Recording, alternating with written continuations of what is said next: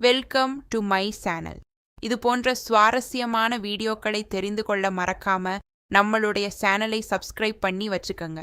2 மாதங்களுக்கு முன்பு என் கணவர் வெளிநாடு சென்ற பிறகு நான் மட்டும் இந்த அடுக்குமாடி குடியிருப்பில் தனியாக இருந்தேன். என் அருகில் இருக்கும் மக்களுடன் நல்ல பழக்கம் ஏற்பட்டிருந்ததால் எனக்கு எந்த பயமும் இல்லை. ஆனால் ஒரு நாள் என் மாமியார் என்னை அழைத்து, உன் கணவரின் தம்பி ராகுல் நாளை உன் வீட்டிற்கு வருகிறான், ஏனெனில் இந்த நகரத்தில் அவனுக்கு வேலை கிடைத்திருக்கிறது என்று கூறினார். இதை கேட்டவுடன் எனக்கு சற்று கவலை ஏற்பட்டது. நான் ஒரு சிறிய அடுக்குமாடி குடியிருப்பில் தனியாக இருந்தேன். என் கணவர் வேறு நாட்டில் இருந்தார். என் கொழுந்தன் இங்கு வருவான் என்ற செய்தி என்னை பதற்றமடைய செய்தது. என் கணவர் இங்கு இருந்திருந்தால் எந்த பிரச்சனையும் இருந்திருக்காது. ஆனால் கணவர் இல்லாத நிலையில் இளம் வயதான கொழுந்தனுடன் தனியாக இருப்பது சரியில்லை என்று எனக்கே தோன்றியது. ஆனால் இதை பற்றி மாமியாரிடம் பேசி அவர்களுடைய ஒரு வார்த்தையை கூட கேட்க நான் தயாராக இல்லை. நான் என் கணவர் மகேஷுக்கு ஃபோன் செய்து ராகுல் இங்கு வருகிறார் என்று கூறினேன். அதற்கு அவர், ராகுல் அங்கு வந்தால் உன்னை பற்றி எனக்கு எந்த கவலையும் இருக்காது என்று கூறினார். நானும், மகேஷ், நீ என்ன சொல்கிறாய்? அவனுடன் நான் வீட்டில் தனியாக எப்படி இருப்பது என்று கேட்டேன். என் வார்த்தைகளை கேட்ட மகேஷ் கோபமாக, அவன் என் தம்பி, அவனால் உனக்கு என்ன ஆபத்து என்று சற்று கோபமாகவே பதிலளித்தார். நான் பிறகு எதுவும் பேசவில்லை, போனையே வைத்துவிட்டேன். அன்றிரவு எனக்கு தூக்கம் வரவில்லை. என் கணவரின் கோபம் என் மனதில் சுழன்று கொண்டிருந்தது. என் கொழுந்தன் ராகுல் இங்கு வருவது எனக்கு சற்றும் பிடிக்கவில்லை. ஏனெனில் ராகுலை எனக்கு ஆரம்பத்திலிருந்தே பிடித்தது இல்லை. நானும் மகேஷும் சிறுவயதிலிருந்தே திருமணம் செய்ய முடிவு செய்திருந்தோம்.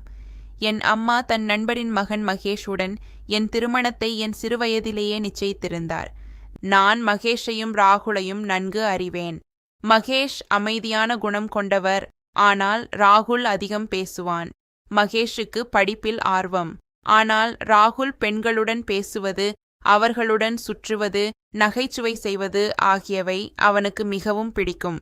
படிப்பு முடிந்த பிறகு என் பெற்றோர் என் திருமணத்தை மகேஷுடன் செய்து வைத்தனர். எங்களுக்கு திருமணமாகி 3 நாட்கள் ஆன நிலையில் என்னுடைய திருமண வாழ்க்கையை முழுமையாக அடைய செய்யாமலேயே மகேஷ் வெளிநாடு சென்று விட்டார். அது எனக்கு மிகவும் விசித்திரமாக இருந்தது. ஆனால் வேலை விஷயம் என்பதால் என்ன செய்ய முடியும்? மகேஷ் 2 மாதங்களாக வெளிநாட்டில் இருக்கிறார்.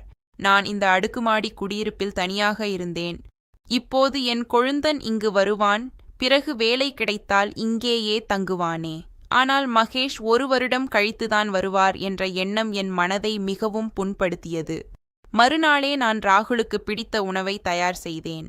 ஏனெனில் மாமியார் ராகுலுக்கு பன்னீர் மசாலா பிடிக்கும் என்று கூறியிருந்தார். மாலை 7 மணிக்கே என் வீட்டு மணி ஒலித்தது. நான் கதவை திறந்தபோது ராகுல் புன்னகையுடன் நின்றிருந்தான்.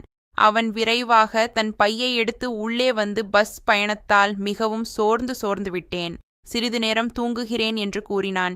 பிறகு என் அறை எது என்று கேட்டான். என் அடுக்குமாடி குடியிருப்பில் 2 அறைகள் இருந்தன. நான் 2வது அறையை காட்டினேன். அந்த அறையில் அதிக தலைப்பாடங்கள் இல்லை.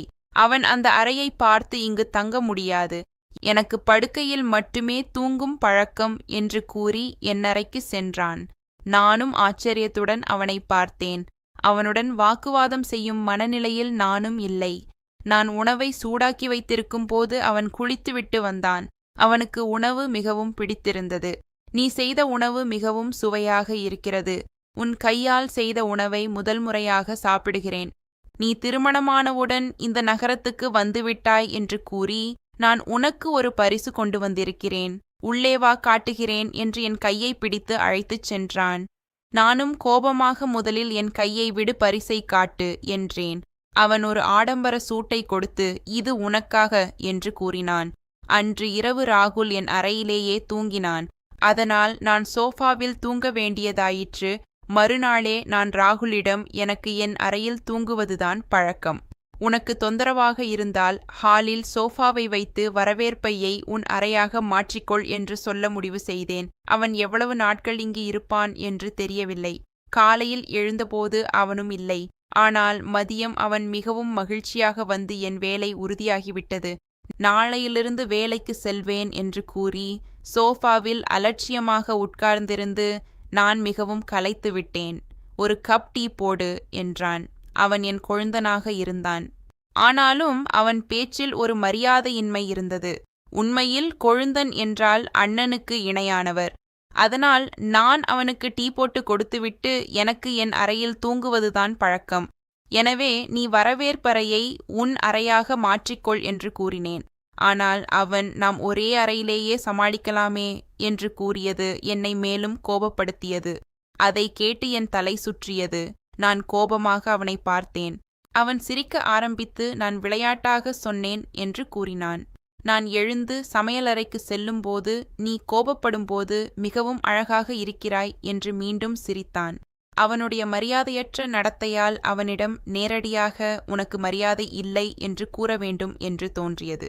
ஆனால் நான் எதுவும் சொல்லவில்லை. மறுநாள் ராகுல் வீட்டுக்கு வந்தவுடன் நான் என் அறைக்கு சென்று கதவை பூட்டிக் கொண்டேன். அவன் உணவு உண்ட பிறகு மட்டுமே வெளியே வருவேன் என்று முடிவு செய்தேன். ஆனால் அவன் என் கதவை தட்ட ஆரம்பித்தபோது எனக்கும் ஆச்சரியமாக இருந்தது. கதவை திறந்தவுடன் உணவு மேசையில் வைத்திருக்கிறேன் என்று கூறினேன். அதற்கு அவன் பசி மற்றும் தாகத்துடன் ஒரு மனிதன் உட்கார்ந்திருக்கிறான் என்பது உனக்கு தெரியாதா என்று கேட்டான். நானும் எல்லாம் தயாராக இருக்கிறது, நீ தட்டில் எடுத்து சாப்பிடலாம் என்றேன். என் வார்த்தைகளை கேட்டு அவன் தலையை ஆட்டி நான் நிறைய வேலை செய்ய முடியும் என்று கூறி மீண்டும் சிரிக்க ஆரம்பித்தான். அவன் சிரிப்பு மற்றும் பேச்சு எனக்கு மிகவும் விசித்திரமாகவே தோன்றியது. பிறகு அவன் என் அருகில் வந்து, எனக்கு இந்த வேலைகள் செய்து பழக்கம் இல்லை, உனக்கு தொந்தரவாக இருக்கலாம், ஆனால் நீ இதையெல்லாம் செய்ய வேண்டும், வா விரைவாக வந்து உணவு பரிமாறு, எனக்கு மிகவும் பசிக்கிறது என்று கூறினான். நான் உணவு தட்டை எடுத்து என் அறைக்கு சென்றேன். அவனும் இது என்ன என் முன்னால் உட்கார்ந்திருந்து சாப்பிடு, நான் உன்னை தின்றுவிட மாட்டேன் என்று மீண்டும் கூறி சிரித்தான். நீ என் அண்ணி, ஆனால் நீ என்னுடன் பேசுவதில்லை, எனக்கு மிகவும் மன வருத்தமாக இருக்கிறது. என் அண்ணன் வேறு நாட்டுக்கு ஓடிவிட்டான், நீ அவனுடன் இப்படித்தான் நடந்திருப்பாய், அதனால் அவன் தன் உயிரை காப்பாற்ற ஓடிவிட்டான் என்று கூறினான்.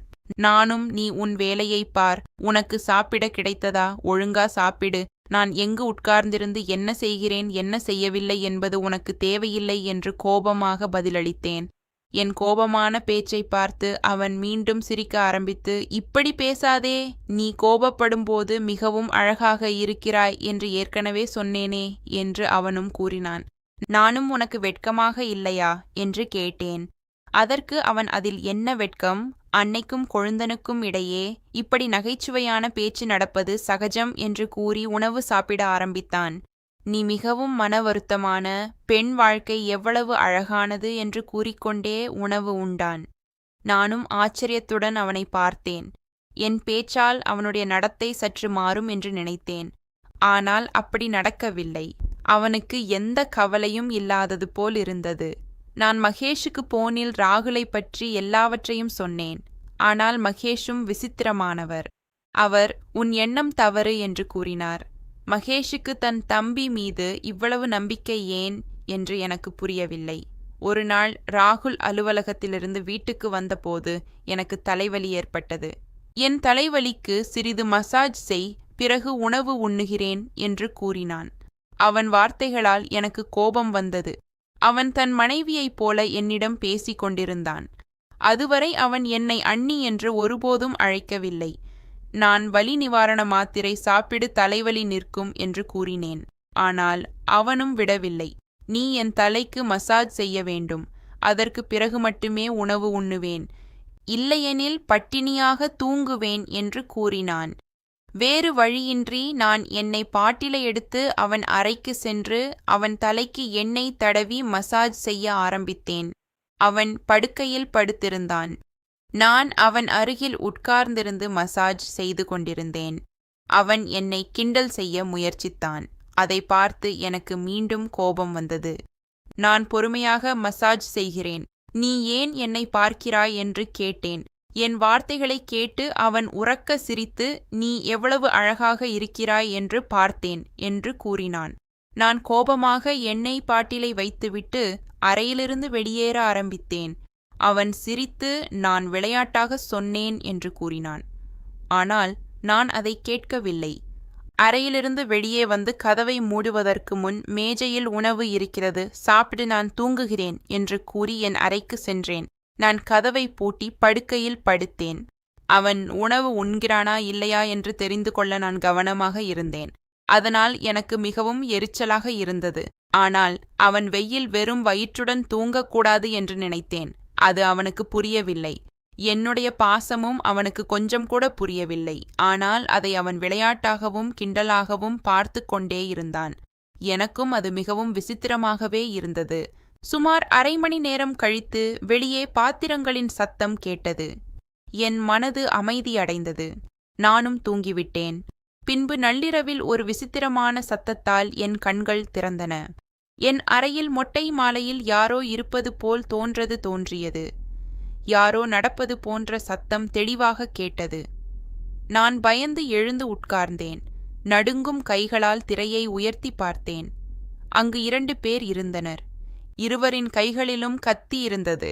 எங்கள் வீட்டில் திருடர்கள் நுழைந்திருக்கின்றனர் என்று எனக்கு மிகவும் பயமாக இருந்தது.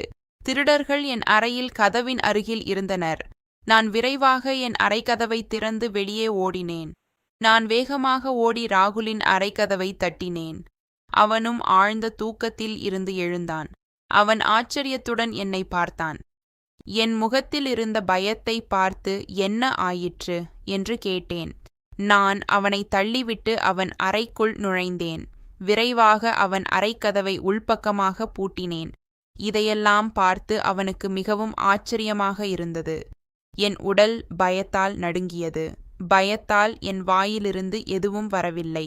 என் அறையில் திருடர்கள் இருக்கிறார்கள் என்று கூறினேன். என் வார்த்தைகள் முடிவதற்குள் கதவில் டக்கு டக்குன் என்று சத்தமும் கேட்டது. அறையில் கதவு தட்டும் சத்தம் கேட்டு ராகுலும் பயந்தான். ஆனால் என் நிலைமை எப்படி இருந்தது என்றால் என் இதய துடிப்பே நின்றுவிட்டது போல இருந்தது. பயத்தில் நான் ராகுலின் கையை பிடித்து கொண்டேன். நான் வெளியே திருடர்கள் இருக்கிறார்கள். அவர்கள் என் அறையின் மொட்டை மாடையில் இருந்தார்கள். எனக்கு மிகவும் பயமாக இருக்கிறது என்று கூறினேன். பயத்தில் நானும் என்ன செய்கிறேன் என்று எனக்கே தெரியவில்லை. நான் ராகுலின் கையை இறுக்கமாக பிடித்திருந்தேன். என் இதயம் பயத்தால் நடுங்கியது. அறையில் மீண்டும் கதவு தட்டும் சத்தம் தொடங்கியது. வெளியே இருந்தவன் கதவை திற, இல்லையெனில் உங்கள் இருவரையும் கொன்றுவிடுவோம் என்று மிரட்டினான். நான் அவர்கள் கையில் கத்தியை பார்த்தேன் என்று கூறினேன். ராகுலும் கவலைப்படாதே, அவர்கள் உள்ளே வர முடியாது, கதவு பூட்டியிருக்கிறது என்று கூறினான். அவன் என்னை தள்ள முயற்சித்தான். ஆனால் நான் பயத்தால் அவனை இறுக்கமாக பிடித்திருந்தேன். அவன் என்னை படுக்கையில் உட்கார வைத்து என் அருகில் அமர்ந்தான். பயப்படாதே, நான் இங்கு இருக்கிறேன் என்று கூறினான். மீண்டும் கதவு தட்டும் சத்தம் வந்தது. இந்த முறை ஒரு மனிதன் மிகவும் கடுமையாக கதவை திற, இல்லையெனில் கதவை உடைத்து விடுவோம் என்று கூறினான். அந்த குரலை கேட்டவுடன் நான் ராகுலின் 2 கைகளையும் இறுக்கமாக பிடித்து கொண்டேன். எங்கள் வாழ்க்கையே கெட்டுவிட்டது என்று தோன்றியது. ஏனெனில் எங்கள் இருவரிடமும் போன் இல்லை. பயத்தில் ஓடி வரும்போது நான் என் போனை என் அறையிலேயே விட்டு வைத்திருந்தேன். ராகுல் ஹாலில் சார்ஜிங்கில் வைத்திருந்தான். நானும் நீ வெளியே போகாதே, அவர்கள் உன்னை ஏதாவது செய்யலாம் என்று கூறினேன். அவன் என் கையை விடு, நான் பார்க்கிறேன் என்று கூறினான். நீ என்ன செய்கிறாய் என்று பயத்துடன் கேட்டேன். இந்த மனிதர்களை பற்றி எனக்கு தெரியும், நீ அறையிலிருந்து வெளியே வராதே என்று கூறினான். நான் என் கொழுந்தனுக்காக அழ ஆரம்பித்தேன். நீ எங்கும் போகாதே, இல்லையெனில் அவர்கள் உன்னை கொன்றுவிடுவார்கள் என்று கூறினேன். கவலைப்படாதே, நாம் இங்கே இருந்தாலும் அவர்கள் கதவை உடைத்து உள்ளே வருவார்கள். நான் முடிந்தவரை போராடி பார்க்கிறேன் என்று கூறி அவன் வெளியே சென்றான். வெளியிலிருந்து கதவை பூட்டினான். பிறகு வெளியே அடிதடி சத்தம் கேட்டது. பயத்தில் என் மனம் நடுங்கியது. அவர்கள் ராகுலை அடிப்பது போல தோன்றியது. நான் 2 கைகளையும் இறுக்கமாக பிடித்து கொண்டு நடுங்கியபடியே உட்கார்ந்திருந்தேன். ராகுலுக்கு ஏதாவது ஆனால் அவர்கள் என்னை என்ன செய்வார்கள் என்று நினைத்து என் உடல்நிலை மோசமடைந்தது. மூச்சு திணறுவது போல் இருந்தது. பிறகு ஏதோ ஒரு பெரிய சத்தம் கேட்டது. எங்கு, எதனால், எப்படி என்று தெரியவில்லை. பயத்தில் நான் மயக்கமடைந்தேன். காலையில் பறவைகளின் குரலால் என் கண்கள் திறந்தபோது நான் ராகுலில் அறையில் இருந்தேன். என் தலைமுடி முழுவதுமாக கலைந்திருந்தது. ஆனால் நான் அவன் அறையில் தனியாக இருந்தேன். நான் அங்கு எப்படி வந்தேன் என்று புரியவில்லை. ஆனால் பிறகு இரவு நடந்த நிகழ்வு நினைவுக்கு வந்தது. நினைவு வந்தவுடன் என் உணர்வு மீண்டும் போய்விட்டது. வெளியே என்ன நடந்தது என்று எனக்கு தெரியவில்லை. நான் அவன் அறையிலிருந்து வெளியே வந்தவுடன் ராகுல் சோஃபாவில் உட்கார்ந்திருந்தான். அவன் கையில் கட்டியிருந்தது. தலையில் காயத்தின் தழும்புகள் தெரிந்தன. நான் அவன் அருகில் சென்று, "என்ன ஆயிற்று? உன் கையில் என்ன?" என்று கேட்டேன். அவனும், "சண்டையில் அவர்கள் என்மேல் கத்தியால் தாக்கினார்கள். ஆனால் கத்தி என் கையில் பட்டது. உனக்கு எதுவும் தெரியவில்லை. நீ மயக்கமாகி விழுந்துவிட்டாய். ஆனால் இப்போது கவலைப்படாதே, எல்லாம் சரியாகிவிட்டது. போலீசார் அவர்களை பிடித்து வைத்திருக்கிறார்கள். அந்த திருடர்கள் காவலில் இருக்கிறார்கள்" என்று கூறி என் முகத்தை பார்க்காமல் பேசினான். ஆனால் அந்த நாளிலிருந்து நான் மிகவும் பயந்து போயிருந்தேன். ராகுல் திடீரென மௌனமாயிருந்தான். அது எனக்கு விசித்திரமாக இருந்தது. அவன் முன்பு போல் விளையாட்டாக பேசுவதை முற்றிலும் நிறுத்திவிட்டான். ராகுல் முன்பு இருந்த ராகுலாக இல்லை. அவன் மிகவும் தீவிரமாக மாறிவிட்டான். அவன் என்னுடன் அதிகம் பேசுவதில்லை. அவன் மனமுடைந்து இருப்பது போல தோன்றியது. நான் அவன் முன் உணவு வைத்தால் அவன் ஆழ்ந்த சிந்தனையில் மூழ்கிவிடுவான். 2-3 முறை சொன்ன பிறகே அவன் உணவு உண்ணுவான். இப்படியே 1 மாதம் கடந்துவிட்டது. பின்பு ஒரு நாள் நான் தலை சுற்றி விழுந்தபோது ராகுல் என்னை பிடித்து கொண்டான். அவன் என்னை பிடிக்காவிட்டால் நான் கடுமையாக காயமடைந்திருப்பேன். அவன் என்னை சோபாவில் உட்கார வைத்து, "நீ உன்னை பார்த்து கொள்ளவில்லை. இப்போது உன் நிலையை பார். பலவீனத்தால் தலைச்சுற்றல் வந்திருக்கலாம்" என்று கூறினான். ராகுல் என்னை மருத்துவமனிடம் அழைத்துச் சென்றான். நான் தனியாக மருத்துவரின் அறைக்கு சென்றேன். மருத்துவர் செய்த சில பரிசோதனைகளின் அறிக்கை வந்தவுடன் என் மனது அதிர்ச்சி அடைந்தது. மருத்துவரும் "நீ கர்ப்பிணி" என்று கூறியபோது எனக்கு தலை சுற்றியது.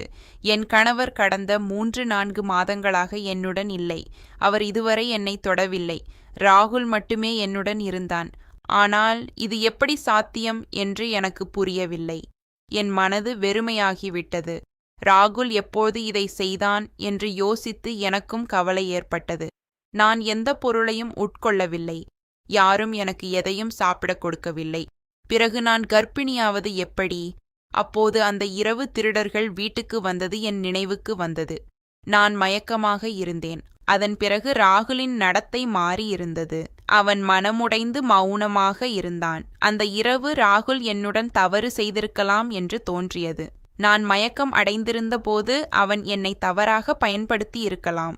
எனக்கு அவனுடைய ஆதரவு தேவைப்பட்ட போது அவன் இதை செய்திருக்கின்றான். நான் என் கண்ணீரை துடைத்து மருத்துவரின் அறையிலிருந்து வெளியே வந்தேன். ராகுல் வெளியே உட்கார்ந்திருந்தான். என்னை பார்த்தவுடன், "என்ன ஆச்சு? மருத்துவர் என்ன சொன்னார்?" என்று கேட்டான். நானும் எதுவும் சொல்லவில்லை. வீட்டிற்கு சென்று அவனிடம் கேட்க வேண்டும் என்று முடிவு செய்தேன். அவன் என் நடத்தைக்கு வெட்கப்பட வேண்டும். ஆனால் வீட்டுக்கு வந்தவுடன் மற்றுமொரு அதிர்ச்சி எனக்கு காத்திருந்தது.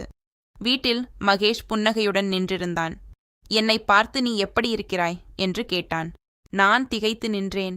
மகேஷை பார்த்தவுடன் ராகுலுக்கு சற்று மன வருத்தம் ஏற்பட்டது.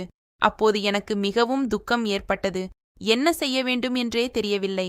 நான் மகேஷை பிடித்துக்கொண்டு அழ ஆரம்பித்தேன். ஆனால் ராகுல் என்னை கெடுத்துவிட்டான் என்று அவனிடம் எப்படி சொல்வது என்று தெரியவில்லை. கஷ்டமான நேரத்தில் அவன் எனக்கு ஆதரவாக இருப்பான் என்று நினைத்து அவனிடம் சென்றேன். ஆனால் அவனே என்னை கெடுப்பான் என்று எனக்கு தெரியவில்லை. "மகேஷ், என் தலையில் கை வைத்து நான் இங்கு வந்திருக்கிறேன் என்றால் நீ மகிழ்ச்சியாக இருக்க வேண்டும். ஆனால் நீ ஏன் அழுகிறாய்?" என்று கேட்டான்.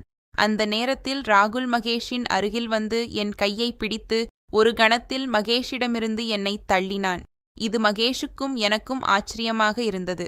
ராகுல் என்னை பார்த்து கோபமாக, "தள்ளி நில்" என்று கத்தினான். இதற்கு மகேஷுக்கு கோபம் வந்தது. "இது என்ன மரியாதையின்மை? நீ என்ன செய்கிறாய்? நீ எப்படி இப்படி செய்யலாம்?" என்று கேட்டான். பிறகு ராகுல் சொன்னதை கேட்டு என் கால்களுக்கு கீழே நிலமே நடுங்கியது. அவன், "நான் என்ன சொல்கிறேன் என்று உனக்கு நன்றாக தெரியும். அவள் என் மனைவி. உன்னுடையவள் இல்லை, இதை மறந்துவிடாதே. எனவே என் மனைவியிடம் நெருங்க முயற்சிக்காதே" என்று கூறினான். அவன் வார்த்தைகளைக் கேட்டு நான் ஆச்சரியத்துடன் ஒரு முறை ராகுலையும் மற்றொரு முறை மகேஷையும் பார்த்தேன். ராகுலின் வார்த்தைகளை கேட்டு மகேஷ் அவன் கழுத்தை பிடித்து அழுத்துவான் என்று நினைத்தேன். ஆனால் மகேஷ் எதுவும் பேசவில்லை. மாறாக அவன் முகத்தில் ஏமாற்றம் தெரிந்தது. ராகுல் பேச ஆரம்பித்தான். "உனக்கு நினைவிருக்கிறதா?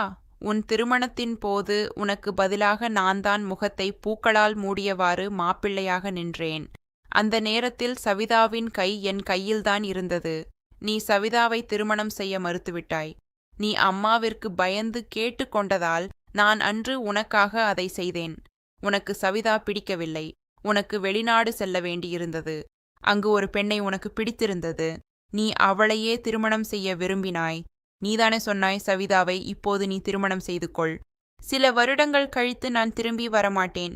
பின்பு விவாகரத்து நாடகமாடி நான் அவளை விட்டு விடுவேன். பிறகு சவிதா எப்போதும் உன்னுடையவள் ஆகிவிடும். உன்னுடைய பிறகு நீ விரும்பினால் மீண்டும் சவிதாவை ஊரறிய திருமணம் செய்யலாம் என்றாய். இப்போது நீ திடீரென ஏன் திரும்பி வந்திருக்கிறாய்? உனக்கு அந்த வெளிநாட்டு பெண்ணை பிடித்திருந்தது. நீ அவளை திருமணம் செய்யப் போகிறாய் என்று சொன்னாய். இப்போது நீ தனியாக ஏன் வந்திருக்கிறாய் என்று ராகுல் கேட்டதற்கு அந்த பெண்ணை திருமணம் செய்யாததை பற்றி எல்லாவற்றையும் சொல்லிக் கொண்டிருந்தான் மகேஷ்.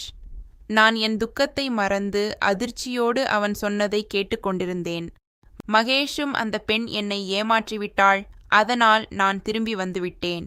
இப்போது நீ சவிதாவுக்கு விவாகரத்துக்கு கொடு. நான் அவளையே திருமணம் செய்துகிறேன் என்று கூறியபோது நான் ஒரு பொம்மை போல உணர்ந்தேன். நீங்கள் என்ன விளையாட்டை ஆடுகிறீர்கள் என்று கேட்டேன். என் திருமணத்தின் போது ஒரு சகோதரன் மற்றொரு சகோதரனை அழைத்து நிறுத்தியிருக்கிறான். இப்போது விவாகரத்து கேட்கிறான். பிறகு மற்றொரு சகோதரன் வந்து என்னுடன் நேரத்தை செலவிட்டான். இது எனக்கே தெரியாமல் என்னுடன் இப்படி ஒரு அருவருப்பான விளையாட்டு ஆடப்பட்டிருக்கிறது என்று பேசியதும் அதை கேட்டு ராகுலும் மகேஷும் ஆச்சரியமடைந்தனர். நானும் உணர்ச்சி வசப்பட்டு அழ ஆரம்பித்தேன். என் கைப்பையில் இருந்த அறிக்கையை எடுத்து அவர்கள் இருவர் முகத்திலும் எறிந்தேன்.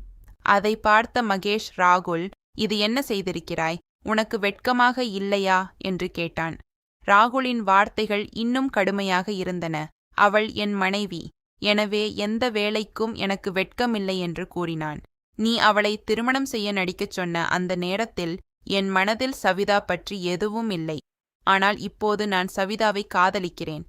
அவள் இல்லாமல் வாழ முடியாது என்று நினைக்கிறேன் என்று கூறி என் கையை பிடித்து வீட்டிலிருந்து வெளியே அழைத்துச் சென்றான். நானும் என் கையை விடு, உன்னுடன் இருக்க எனக்கு விருப்பமில்லை என்று கூறினேன். நீ மோசம் செய்து என்னை திருமணம் செய்தாய். பிறகு நான் சுயநினைவு இழந்த நிலையில் தவறாக பயன்படுத்திக் கொண்டாய் என்று கூறினேன். ஆனால் ராகுல் என் வார்த்தைகளை கேட்கவில்லை. அவன் என்னை கிராமத்திற்கு அழைத்து வந்தான். நான் என் மாமியார், மாமனார், அம்மா, அப்பாவிடம் எல்லா உண்மைகளையும் சொன்னேன். எல்லோருக்கும் இது பெரிய அதிர்ச்சியாக இருந்தது. எல்லோரும் மகேஷையும் ராகுலையும் பற்றி மோசமாக பேசினார்கள். என் மாமியார் மகேஷுடன் பேசுவதையே நிறுத்திவிட்டார். மகேஷ் கிராமத்துக்கு வரவே இல்லை. அவன் அதே அடுக்குமாடி குடியிருப்பில் தங்கி வேலை செய்து கொண்டிருந்தான். இங்கு ராகுல் என்னை மிகவும் கவனித்தான். ஆனால் நான் அவனுடன் சரிவர பேசவில்லை. இது அவனுக்கும் சற்று விசித்திரமாகவே இருக்கலாம். ஆனால் என் வார்த்தைகள் எதுவும் அவனுக்கு மோசமாகவும் தோன்றவில்லை. இப்படியே ஒரு சில நாட்கள் கழிந்தன. ஆனாலும் அவன் என்னை மிகவும் கவனித்தான். ஆனால் 7 மாதங்களுக்குப் பிறகு நான் இறந்த குழந்தை ஒன்றுக்கு ஜென்மம் கொடுத்தேன். அந்த குழந்தை முன்கூட்டியே பிறந்ததால் உயிர் பிறக்கவில்லை. நான் நகரத்திலிருந்து கிராமத்துக்கு வந்ததிலிருந்து மிகவும் கவலைப்பட்டேன். சரியான உணவு உண்ணவில்லை. மிகவும் துக்கமாக இருந்தேன். ஒருவேளை அதனால்தான் நான் முன்கூட்டியே குழந்தை பெற்றிருக்கலாம். நான் உடல்நிலை சரியில்லாமல் இருந்தபோது ராகுல் என்னை நகரத்தின் நல்ல மருத்துவமனைக்கு அழைத்துச் சென்றான். என் உடல்நிலை சரியாக இல்லை. நான் சற்று மீண்டவுடன் ராகுல் என் முன் ஒரு DNA அறிக்கையை வைத்தான். அதில் அந்த குழந்தை அவனுடையது இல்லை என்று நிரூபிக்கப்பட்டது. அவனும் கூறினான், அந்த இரவு திருடர்கள் வந்தபோது அவர்கள் என் கையில் கத்தியால் தாக்கினார்கள். என் தலையிலும் அடித்தார்கள். நானும் மயக்கமடைந்தேன். பிறகு என்ன நடந்தது என்று எனக்கு தெரியவில்லை. நான் எழுந்தபோது அவர்கள் இருவரும் வீட்டில் இல்லை. உன் அறையின் கதவு உடைந்திருந்தது. நான் அறைக்கு வந்தபோது நீ அரை உணர்வு நிலையில் இருந்தாய். உன் நிலையை பார்த்து அவர்கள் உன்னுடன் ஏதோ தவறு செய்திருக்கிறார்கள் என்று புரிந்தது. நீ மிகவும் மோசமான நிலையில் இருந்தாய். நான் உன்னை சரி செய்தேன். உன் அறிக்கையை பார்த்த போது உன்னுடைய தவறு எதுவும் இல்லை என்று புரிந்தது. இதை அண்ணனிடம் சொன்னால் அவன் உன்னை பற்றி தவறாக பேசி உன்னை விட்டு சென்றிருப்பான். அதனால் நானே எல்லாவற்றையும் ஏற்றுக்கொள்ள வேண்டும் என்று நினைத்தேன் என்றான். ராகுல் சொன்னவற்றை கேட்டு நான் அவனை ஒரு கல்லை போல பார்த்து கொண்டிருந்தேன்.